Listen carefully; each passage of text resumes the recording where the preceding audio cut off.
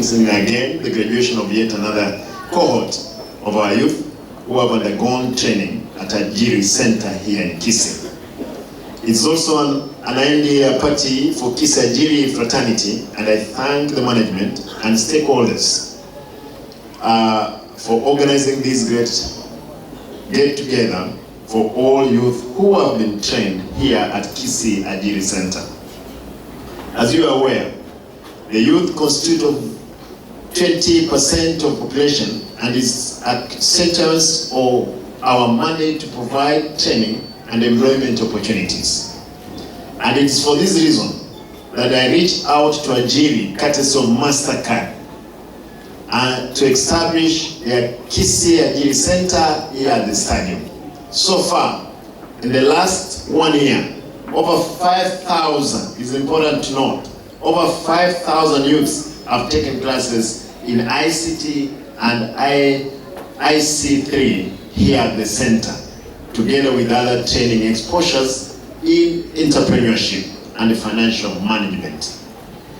Our music recording studio, which is down here at Ajiry Center, is also helping develop talent among the youths.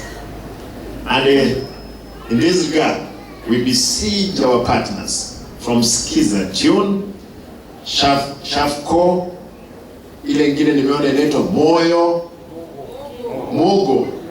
Mzee wewe umeongea hapa watoto wa one city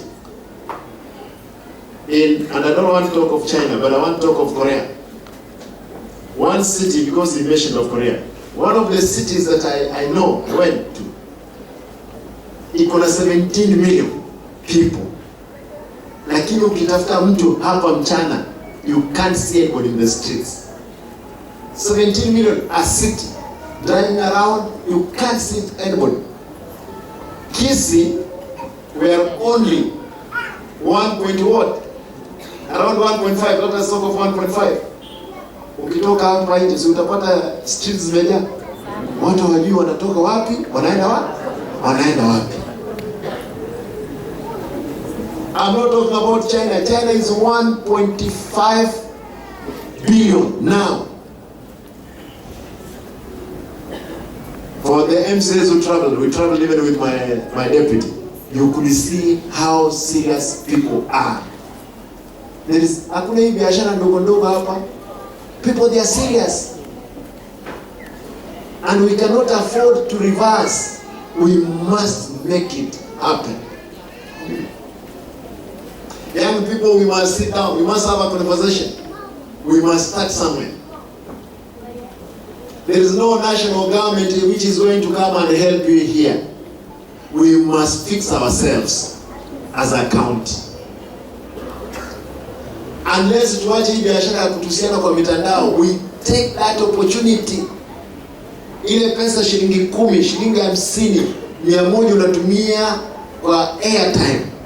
We do even what we call a research. Tutakuwa mahali. Na mauaji ambayo haezi leta maisha ya watu kuwa mazuri. We have a criminal gang in the name I don't know what, ambao lazima watishe watu hapa. Wewe unajua sisi ni wauaji wabaya sana.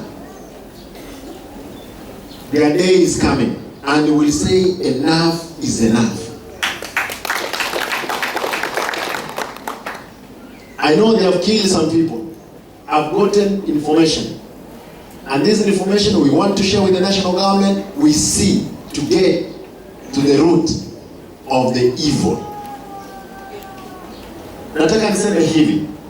Mmesikia watu wakipiga kelele, oh, Simba hajafanya kazi, hao watu waliingia ofisi, hakuna barabara imelipwa, hakuna pending bills alipi. I want to confirm today, tulipoingia ofisi mwezi gani yule DG?